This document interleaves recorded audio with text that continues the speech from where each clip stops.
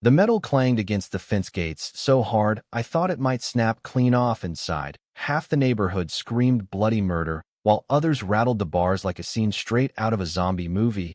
And there I was sipping sweet tea from my rocking chair on the only porch left outside the new prison yard they'd unknowingly built around themselves. Yep, that's me. You're probably wondering how the entire Willowbrook HOA ended up trapped in their own fancy suburb begging for mercy and why. I'm the only one holding the key. I never wanted much, just a little slice of peace and quiet to call my own. That was the dream when I bought the old Miller Ranch, 25 acres of wild grass and rolling hills tucked just outside the growing suburbs of Willowbrook. It was the kind of land where you could hear the coyotes sing at night, where the dust from the dirt road kicked up behind your truck like a soft golden cloud, and where the stars overhead were still thick enough to make you believe the universe gave a damn. My only neighbors back then were a few aging cattle ranchers and a stubborn old donkey who braided at passing clouds. Then came the trucks, dozens of them rumbling in with bulldozers, cranes, and fancy planters, and khaki pants and mirrored sunglasses overnight. It seemed the quiet was shattered by the construction of Willowbrook Estates, a shiny new HOA community, promising rustic suburban living to families fleeing the city. They paved over the fields named the streets after trees they had cut down and planted sad little saplings that wilted. In the summer heat, I figured it was none of my business. Let them have their prefab McMahons and manicured lawns. I had my ranch. I had my freedom. I thought that would be enough. The trouble started small, the way it always does. First, it was notes left in my mailbox and signed, but unmistakable, in their snippy tone. Your fence does not meet aesthetic standards for the Willowbrook community. Livestock must be confined out of view of community sightlines. Please refrain from creating dust that may impact air quality for adjacent properties. I laughed the first time I read one. Surely some confused busybody did not realize I was not part of their little HOA kingdom. My property was outside their jurisdiction, a separate deed dating back 100 years when the town was nothing but cattle pens and saloons. I ignored the notes, chalked it up to overzealous neighbors trying to play sheriff, but they kept coming, stuffed into my mailbox, tacked to my fence, even taped to the door of my barn with bright neon stickers that practically screamed petty outrage. Then came the visits. Karen Abernathy was her name, though the way she introduced herself you would have thought she was royalty, sweeping up my driveway in her spotless white SUV, clipboard in hand, sunglasses perched on the tip of her nose like she had X-ray vision for noncompliance. She was the Willowbrook HOA vice president, she explained in a voice as sharp as barbed wire dipped in honey, and she had some concerns about the visual impact of my ranch on her community. I stood there in my mud-caked boots and work jeans, wiping my hands on a feed sack as she rattled off a list of complaints so absurd I thought it might be a prank. My cattle were unsightly. My barn was an eyesore. My dirt driveway was detrimental to property values. I listened politely, then told her the same thing I would tell the next 3 HOA representatives who showed up on different days to waggle papers in my face. My land was not and never had been part of their HOA. Their rules did not apply to me. Their opinions were not my concern. For a while, I thought that was the end of it. Wishful thinking. A few weeks later, I got my first official violation notice delivered by registered mail, like I was some kind of criminal. The letter accused me of multiple infractions: failure to maintain approved landscaping, unauthorized structures visible from public thoroughfares, unlicensed livestock operations. It demanded I pay $250 in fines immediately or face further action. The kicker was that it was not even addressed correctly. They had listed my ranch as Lot 47 Willowbrook Estates, a lot that did not exist on my deed. I sent it back with a polite but firm letter from my lawyer explaining that I was exempt from their HOA and that further harassment would constitute legal intimidation.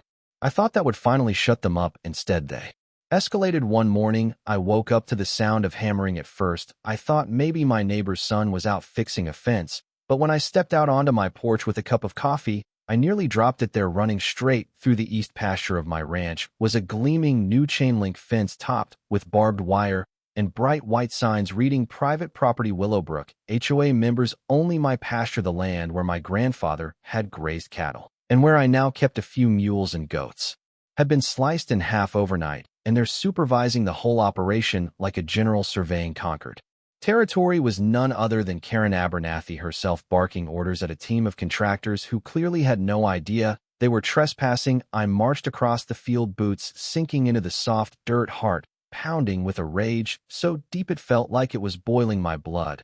"What the hell do you think you're doing?" I demanded, stepping right into Karen's personal bubble. She wrinkled her nose like she smelled something foul, probably country air, and gave me a patronizing smile. "This area has been annexed into Willowbrook Estates as part of our new community park plan," she said, sweetly waving a folder of papers in my face. "The board voted unanimously last week. It will greatly enhance the neighborhood's amenities and property values. You should be honored."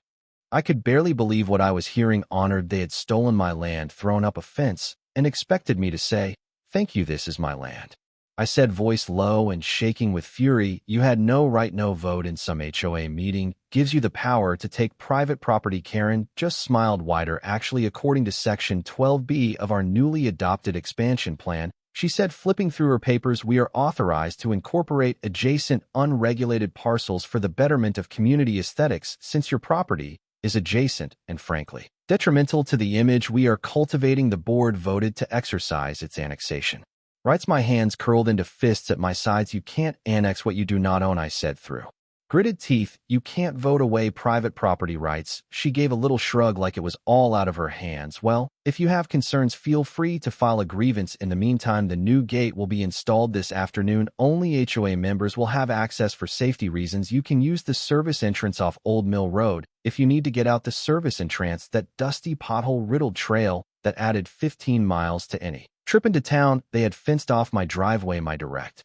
access road, and expected me to just accept it. Karen turned on her heel and marched away before I could say another word, leaving me standing in the dust and disbelief. I spent that night pacing the floor of my ranch house, too angry to sit, too furious to think straight. I stared at the ancient deeds and maps spread across my kitchen table, fingers tracing the lines that had defined this land for over a century. I thought about my grandfather and my father, about the sweat and blood they had poured into this place, and how easily a group of entitled suburbanites thought they could erase that history because they wanted a prettier view. I thought about Karen Abernathy and her smug smile, about the way she had waved those papers like they were a royal decree, and then I smiled. Because while Karen and her HOA army thought they had me cornered, thought they had trapped me behind their shiny new fence and their arrogant little rules, they had made one critical mistake. They assumed I was stupid. They assumed I would roll over. They assumed I would not fight back.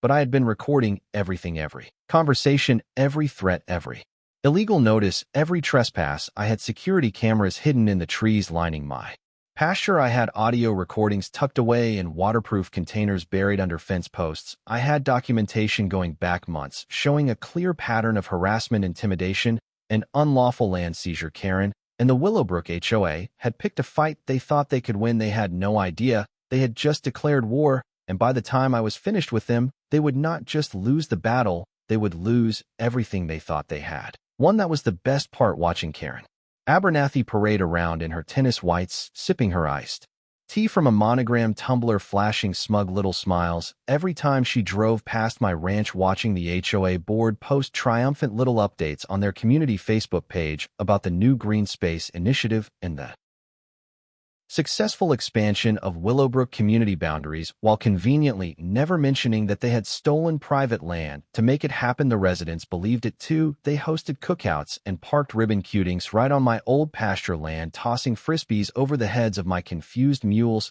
and parking their golf carts against the illegal fence like they owned the place. They thought the battle was over, that the stubborn rancher with his outdated livestock and dusty driveway had been put in his place. I let them believe it. I smiled and waved when Karen drove by. I nodded politely at the HOA president when he passed me at the feed store. I even posted a "thank you for the improvements" comment under their gloating social media posts. Meanwhile, behind the scenes, I was methodically, relentlessly gathering every scrap of evidence I could get my hands on. I documented every violation, every trespass, every inch of their illegal fence. I took photos of the new posts that crossed 6 feet onto my property line. I videoed the workers dumping construction debris onto my fields. I recorded the board meetings they tried to keep private when discussing how to manage the ranch problem. Every insult, every illegal act, every arrogant misstep cataloged, backed up, timestamped, and stored in triplicate. At night, after chores were done and the sun dipped behind the hills, I would sit at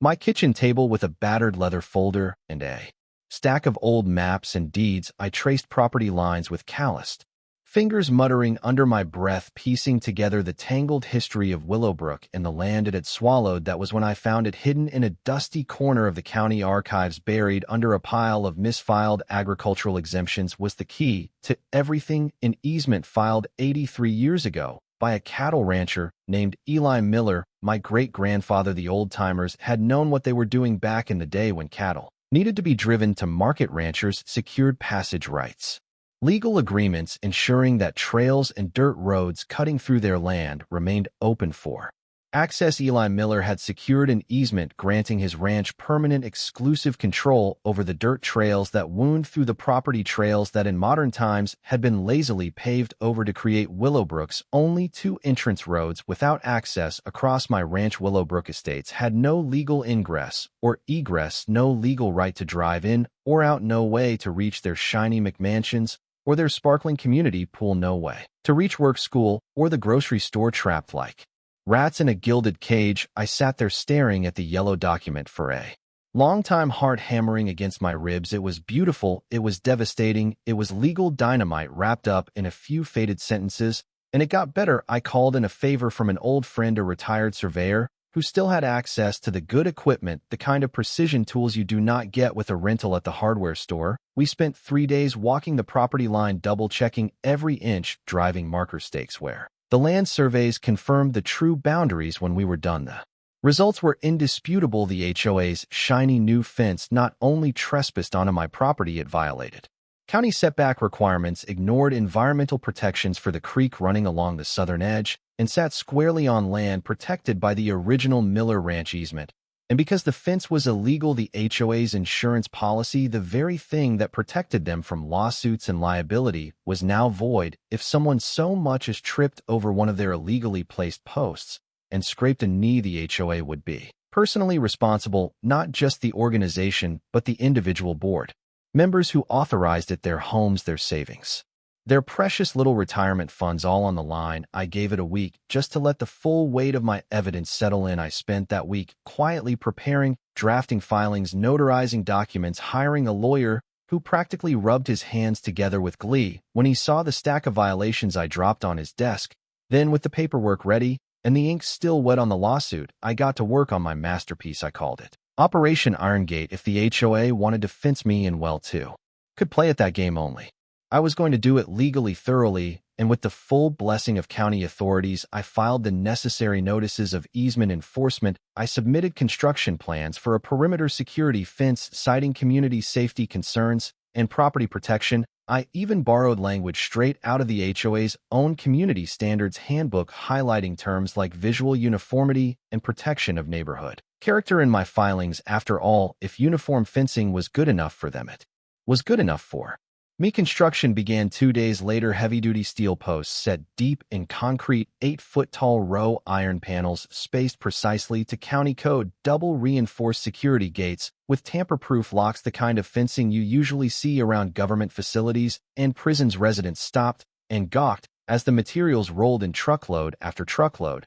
while I sipped coffee from my porch and waved cheerfully. Karen came storming up the driveway, flanked by 2 HOA board members, demanding to know what I thought I was doing improving neighborhood aesthetics. I said with a straight face, handing her a copy of the HOA's own standards manual ensuring safety and uniformity for the community. She sputtered, red-faced and furious, but there was nothing she could do. I had the permits, I had the easement rights, I had the law. The fence went up section by section, stretching around the entire perimeter of Willowbrook Estates. Each entrance road, the ones built illegally across my land, got its own custom gate, no access unless you had a key, and guess who was the only one holding the keys? I mounted a massive sign at each gate, polished brass letters gleaming in the sun: private property access by permission only, trespassers will be prosecuted. Residents panicked, cars backed up at the gates, delivery trucks turned around in confusion. HOA board members held emergency meetings in their driveways, waving papers and shouting into cell phones. Some tried to force the locks, but my security company had installed surveillance cameras on every post, and within 24 hours the sheriff's department had warned them to back off or face trespassing charges. Karen even had the nerve to call me directly demanding access. I let it go to voicemail. She left a message dripping With barely contained rage threatening legal action, city intervention, whatever leverage she thought she still had, I saved it, of course, might come in handy later. The reality was sinking in. Without my permission, without my keys, the entire Willowbrook HOA was trapped inside their own neighborhood. They had fenced themselves in, and now the man they had tried to bully off his land held the only way out, and I was just getting started. The first morning after Operation Irongate went into full effect was one I would remember for the rest of my life. I woke to the smell of fresh coffee and the sight of a line of idling cars stretching down Willowbrook Lane, their bumpers glinting in the early sunlight like a parade of lost, anxious ants. Horns honked, sporadically sharp bursts of frustration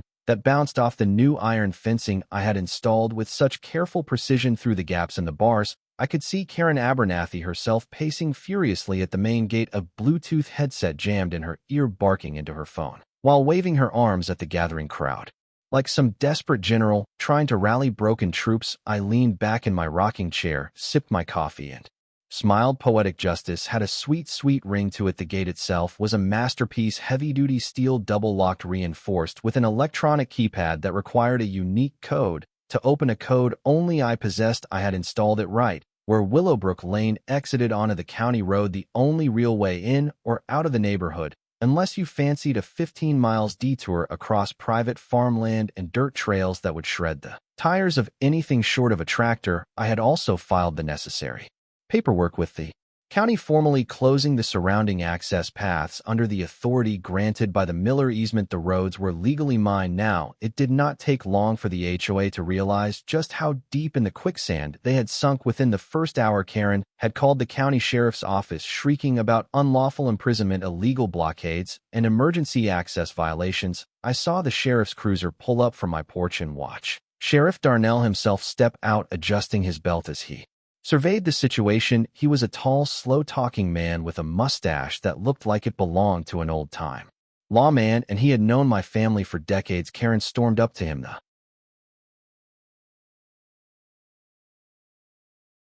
moment his boots hit the gravel, I could not hear everything she said, but the flapping of papers and the furious pointing at my fence made the general thrust clear enough. Sheriff Darnell listened, nodding patiently, then motioned for me to come over. I ambled down the drive, taking my sweet time coffee mug still in hand. "Morning, Jack," Darnell said with the tip of his hat. "Morning, Sheriff," I replied. Karen practically vibrated with rage. "This man has unlawfully imprisoned an entire neighborhood. He built a gate across a public road. You have to make him open it immediately." Darnell raised one eyebrow, then turned to me. "Jack, mind explaining?" I handed him a thick folder already prepared containing the original Miller easement, the county road closure permits, the certified survey maps, and the legal notices I had served to the HOA weeks prior. Darnell thumb-med through the papers slowly, his mustache twitching. "Well, I'll be damned," he muttered finally.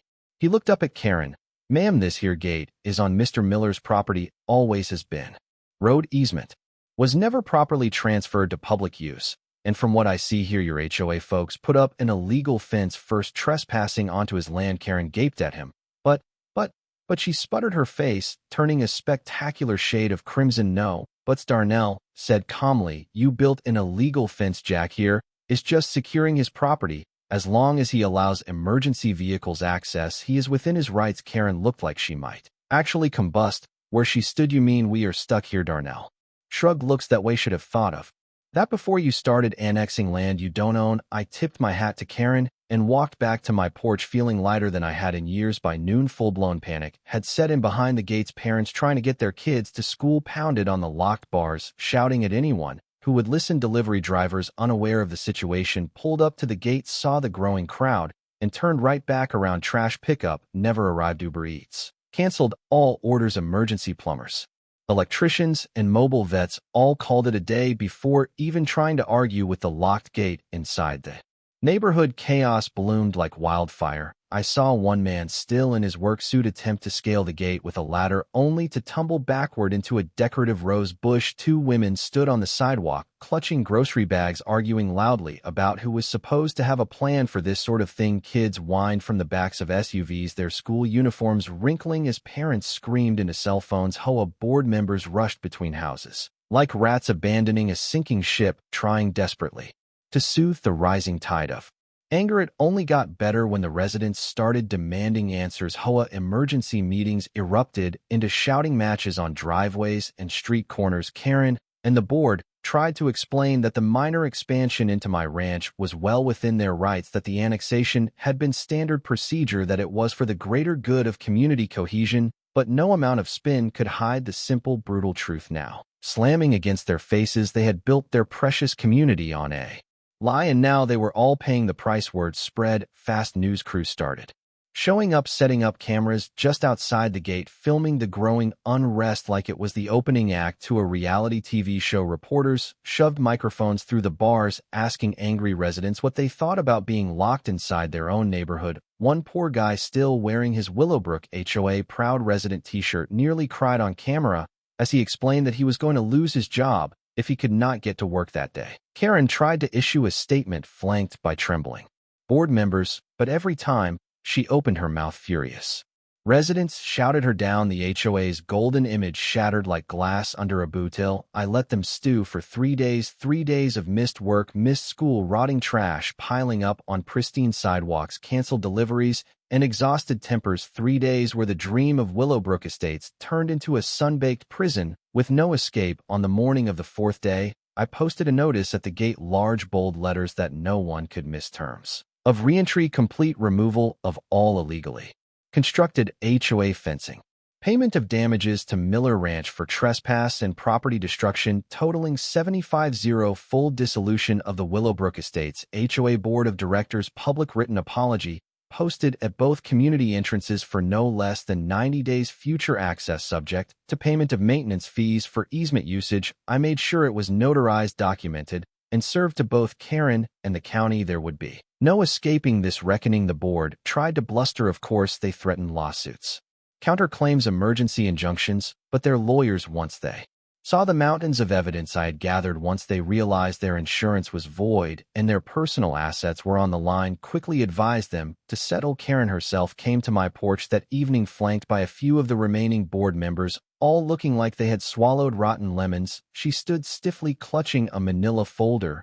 "We are prepared to meet your terms," she said through gritted teeth. I leaned back in my chair, hands behind my head, and let the silence drag out just long enough to see her jaw clench tighter. "Good," I said finally. "I will expect the apology posted by sunrise tomorrow and have that damn fence down before the weekend." As she turned to leave, shoulders tight with humiliation, I added, "Oh, and Karen." She paused. "Next time you think about stealing a man's land, make sure he is not smarter, meaner, and 10 times more stubborn than you." Sometimes peace doesn't come from avoiding trouble. It comes from standing your ground and defending what's yours with both smarts and resolve.